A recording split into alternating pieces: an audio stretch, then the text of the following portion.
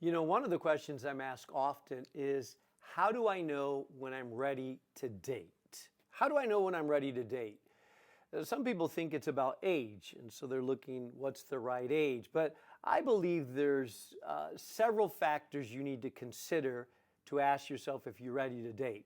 I'm going to run through these real fast. Number one, you need to focus on becoming the right person, and then you'll have a better chance of attracting the right kind of person. Sometimes we get focused on the right kind of person without realizing that who we are attracts the kind of person that we're going to date.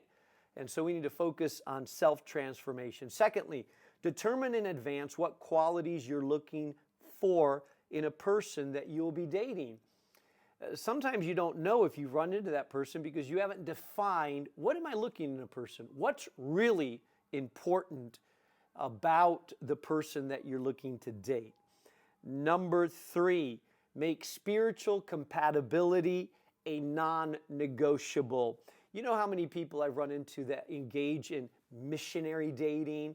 Like, I know they're not fully where I want them to be spiritual, but they have a Bible and they have a cross around their neck and they're so super cute. Well, missionary dating is out of the question. You need to ask yourself, are you spiritually compatible? And that means, are you at a stage where spiritually you will be able to encourage each other and be at a similar place in your pursuit of God? Number four, learn about the person's relationships as well as their consistency of their spiritual walk. Listen, the relationships that that person has with their parents, with their family, with other people tell you a lot about that person because that will spill over to your relationship very quickly. Number five, I said this already, but let me reiterate again, never engage in missionary dating. The Bible says, do not be unequally yoked with a non-believer. Marriage and dating is one of the strongest yokes that you can have, and that always leads to problems. I know some of you are saying, well, I know a person that dated an unbeliever, and there's always exceptions to that story, but for every story you can tell me about a person that dated a non-believer that got saved, I can tell you there are tons of stories of people in a marriage right now with someone that doesn't share the core of their faith.